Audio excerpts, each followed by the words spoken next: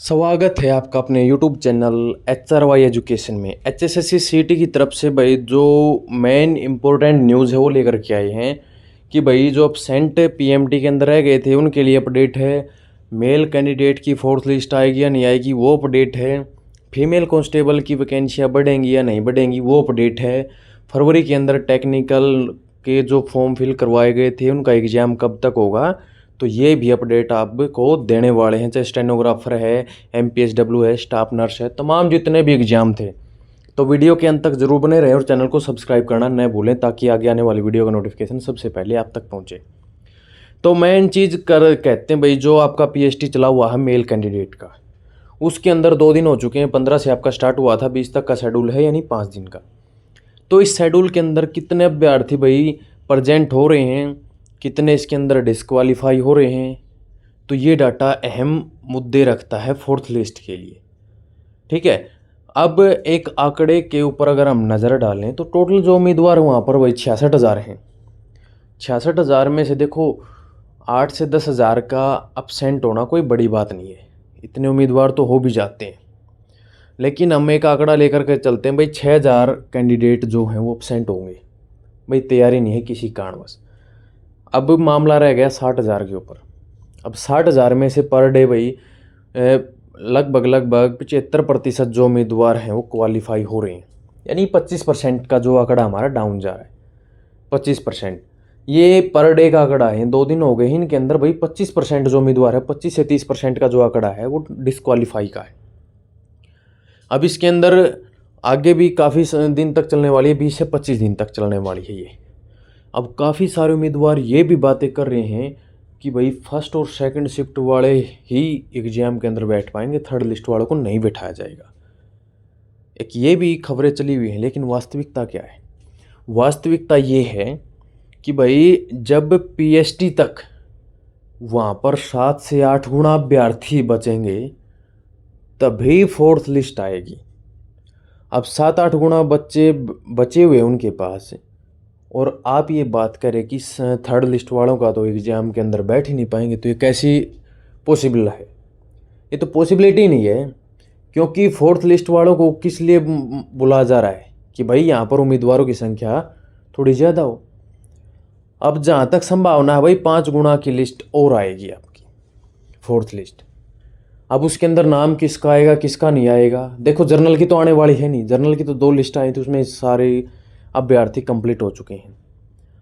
अब जो भी रिजर्व कैटेगरी बची हुई है, चाहे वो AWS की बात करूँ मैं, OSC की बात करूँ, DSC की बात करूँ, BCA की बात करूँ या BCB की बात करूँ, 2 से 3 अंक अगर आपके कम हैं तो आप अपनी तैयारी शुरू कर सकते हैं फिजिकल की। 2 या 3 अंक, चाहे आप AWS से हैं, SC से हैं, BC से हैं, BCA BCB कोई भी कैटेगरी से हैं, ठीक है, कोई फ़र्क नहीं पड़ता।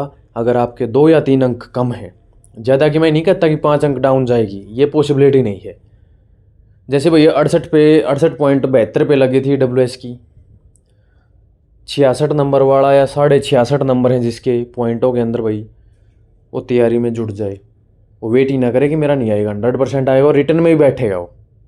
अब ये सोचे ना कि फोर्थ लिस्ट में जिसका नाम है वो रिटर्न में कैसे बैठेगा, भाई वहाँ पर शॉर्टेज चलेगी तो रिटर्न में ही बैठेगा। अगर इतने अभ्यर्थी भाई डिस्क्वालीफाई होंगे, देखो वहाँ पर टाइमिंग की बात करें तो भाई काफ़ी सारे आपने भी वीडियो देखे होंगे, कोई बता रहा था 1 मिनट समय टूट रहा है, कोई 30 सेकंड बोल रहा था, कोई 50 सेकंड बोल रहा था, कोई 1.25 मिनट बोल रहा था कि भाई मेरे गांव के ग्राउंड में इतनी रेस इतना समय लगता था और यहाँ पर इतने में आ रही है। तो उस चीज़ों के अंदर कितनी वास्तविकता या नहीं है वो तो देखो ग्राउंड के ऊपर जो जाएगा ना उम्मीदवार, उसी को पता है। क्योंकि किसी के तो 1-1 मिनट वहाँ पर कम आ रही थी और किसी से भाई फिजिकल क्वालिफाई नहीं हो रही थी, तो सब प्रकार के थे अभ्यर्थी वहाँ पर।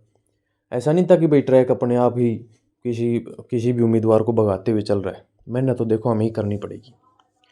अब फोर्थ लिस्ट आएगी। अब इसके बाद भाई जो फीमेल कैंडिडेट हैं भाई 600 वैकेंसी लेकर के भाई खुश नहीं है, और खुश होने वाली बात भी क्या है, पिछली बार 1000 थी, इस बार 600 है, और 600 पोस्ट के अकॉर्डिंग वहाँ पर जब कट ऑफ लगी है तो आपको पता भाई अच्छे अच्छे धुरंधरों के पसीने छुटा दिए थे।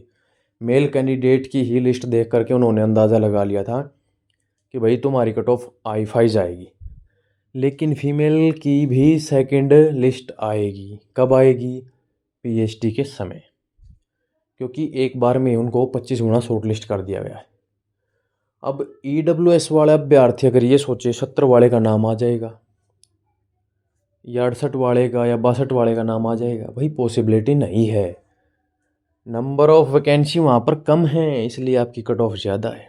अगर यही वैकेंसी 1500 या 2000 के आसपास हो तो नाम आ जाएगा बेझिझक, क्योंकि कहाँ पर 600 हैं, कहाँ पर अगर 1500 हो जाए ना, तो जहाँ पर एक वैकेंसी बढ़ रही है ना, वहाँ पर 10 बच्चे बढ़ेंगे। तो स्टार्टिंग में बुला रखें कितने? 25 गुना, तो एक के ऊपर कितने बढ़ेंगे? 25 बढ़ेंगे। तो आप अंदाज़ा लगा सकते कितने और उम्मीदवारों को यहाँ पर मौका मिल सकता है। तो कोशिश तो यही रहेगी कि भाई फीमेल कैंडिडेट की भी वैकेंसियाँ सरकार बढ़ाए। 1000 तो कम से कम करें, 1500 नहीं करें तो कम से कम 1000 वैकेंसियाँ तो इनकी भी करनी चाहिए, क्योंकि भाई काफ़ी समय से ये फीमेल अभ्यर्थी भी भाई काफ़ी समय से तैयारी कर रहे हैं, सपना देख रहे हैं बेल्ट की नौकरी का, खाकी वर्दी पहनने का। तो इनका भी थोड़ा ध्यान रखा जाए, सरकार सोचे समझे और कुछ अहम निर्णय ले, ताकि इनके भी हक में हो और इनके हित में हो।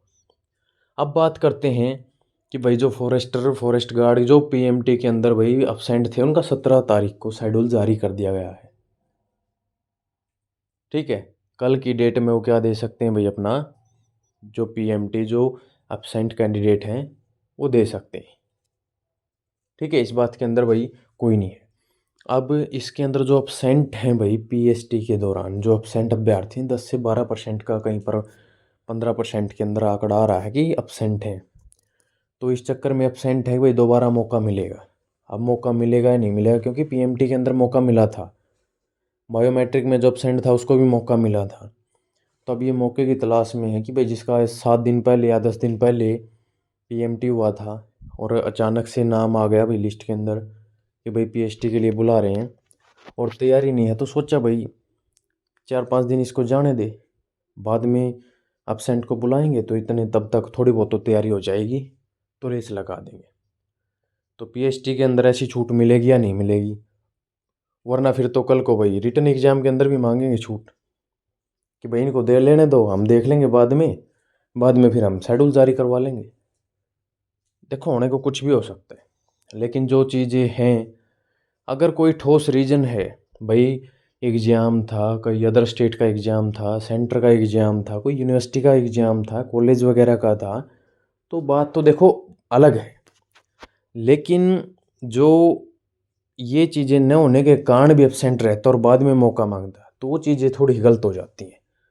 क्योंकि बाकी उम्मीदवार भी ऐसे हैं भाई जो 1-1 2-2 नंबर से रह करके घर पे बैठे हैं, इस उम्मीद पे भी कि हमारा नाम आए, और उनको एक बार बुलाने पर वो प्रेजेंट हो जाते हैं, तो और उम्मीदवारों को क्या दिक्कत परेशानी हो सकती है।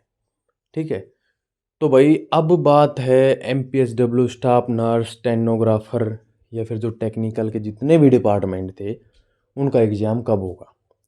जैसा कि आपको पता भाई, ये फरवरी के अंदर और मार्च के अंदर कुछ वैकेंसियाँ आई थी और अप्रैल के अंदर दोबारा से रीओपन किए गए थे भाई। वो उन उम्मीदवारों को भाई जो रह गए थे वो फॉर्म फिल कर सकते हैं, या किसी ने फॉर्म फिल किया था, किसी कारणवश कोई गलती रह गई थी उनके लिए, इसलिए उसको कैटेगरी 4 2026 का नाम दिया गया, हालांकि वो 2026 और 3 वाली ही थी। अब ये टेक्निकल डिपार्टमेंट है, हालांकि पिछले सीटी वाली भर्तियाँ हैं, इसलिए सबसे पहले वरीयता इनको दी जाएगी। और जैसे भाई इनका पीएमटी पीएचडी, ठीक है, क्योंकि हरियाणा पुलिस की भी भर्ती उठा रखी पीएमटी पीएचडी के लिए चला हुआ है, उधर से उन वाली, फिर बाद में जो एग्ज़ाम होगा, चाहे आप हरियाणा पुलिस की बात करो या इन टेक्निकल की, इनका एक साथ होगा। ठीक है, एक साथ का मतलब क्या है भाई, आपका जो एग्ज़ाम है अक्टूबर में पॉसिबिलिटी पूरी पूरी बनी हुई है, और हो सकता है भाई जो टेक्निकल की हैं, जो बाकी वैकेंसी हैं, उनके अंदर तो कोई पीएमटी पीएचडी का मैटर ही नहीं है। ठीक है, डिग्री डिप्लोमा वाले अभ्यर्थी उसके अंदर तो हो सकता है भाई अक्टूबर से पहले भी आपका एग्ज़ाम लिया जा सकता है।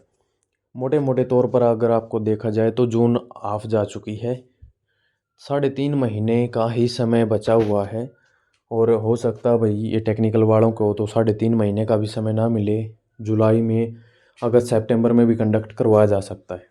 ठीक है, क्योंकि इनका कुछ नहीं है भाई, इनका तो सिर्फ एग्ज़ाम लेना है, बाकियों का तो पीएमटी करवाना है, पीएचडी करवाना है, हाइट चेस्ट, काफ़ी चीज़ें हैं।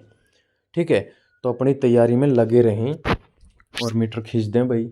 और जो भी उम्मीदवार भाई रिजर्व कैटेगरी का है और 2 या 3 नंबर से रह गया था, ईडब्ल्यूएस है, एससी है, ओएससी बोलते हैं भाई, बीसीए, बीसीबी, डीएससी, 2 या 3 नंबर से रह गया था, किसी कारणवश भाई नाम नहीं आया थर्ड लिस्ट के अंदर, और तैयारी में ध्यान लगाए।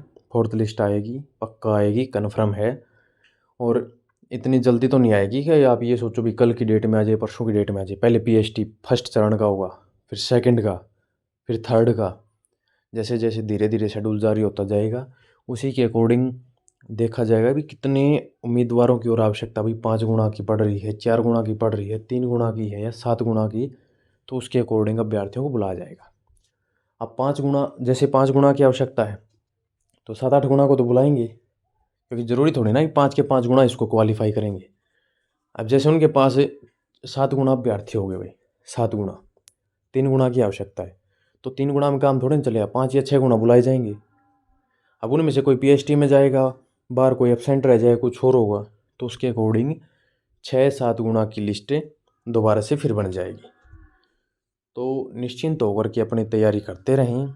बाकी ये जो आंकड़ा है भाई, ये तो 2 दिन का है भाई। 75% जो अभ्यर्थी हैं वो पास हो रहे हैं, ये आंकड़ा आपका 2 दिन का है। अब आगे जो आगामी दिनों के अंदर जो होने वाला है, उसके अंदर देखा जाएगा कितने अभ्यर्थी भाई आपका पीएचडी क्वालिफाई कर पाते हैं, कितना आंकड़ा आपका एब्सेंट का रहता है, और एब्सेंट को मौका दिया जाएगा या नहीं दिया जाएगा। उनकी भी पीएमटी की तरह भाई फाइनल में जो एंडिंग के समय लिस्ट लगाई जाएगी या नहीं लगाई जाएगी, और लगाई गई तो उसमें फिर कितने वहाँ पर प्रेजेंट होते हैं और फिर भी उनमें से कितने एब्सेंट रहते हैं, ये बातें भी देखने वाली हैं।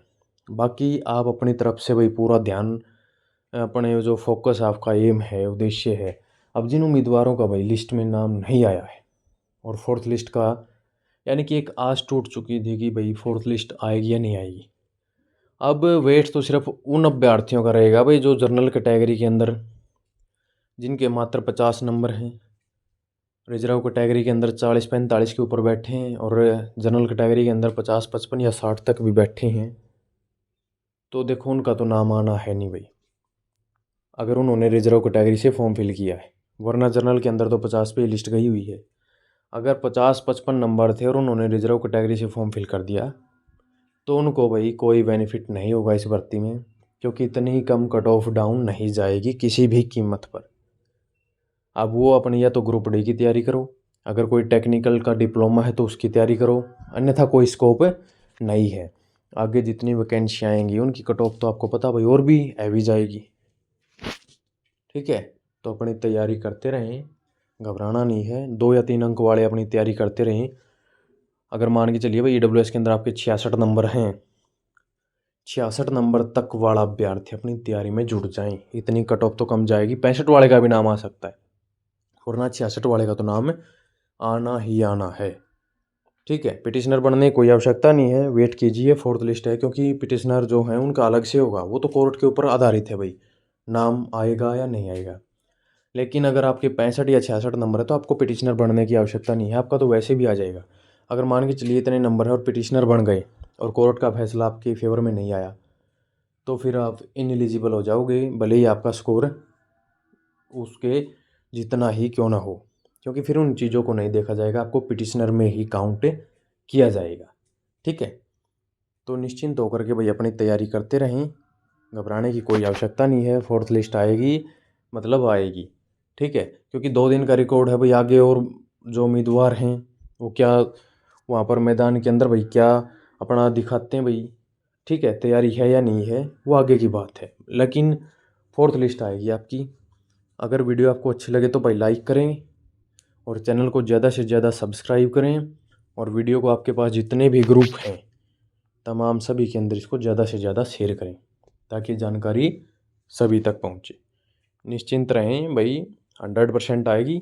अगर 2 या 3 अंक कम है तो आपको कोई भी और वीडियो देखने की आवश्यकता नहीं है, क्योंकि कहीं पर डिमोटिवेट का भी शिकार हो गया। अब कहीं पर कहेंगे कि फोर्थ लिस्ट नहीं आएगी, सवाल ही पैदा नहीं है, ये है वो है। इन चीज़ों से आपको बचना, अपनी तैयारी करते रहना है। मिलते हैं आपसे ऐसी बेहतरीन वीडियो के साथ नेक्स्ट वीडियो में। जय हिंद, जय हरियाणा, जय भारत।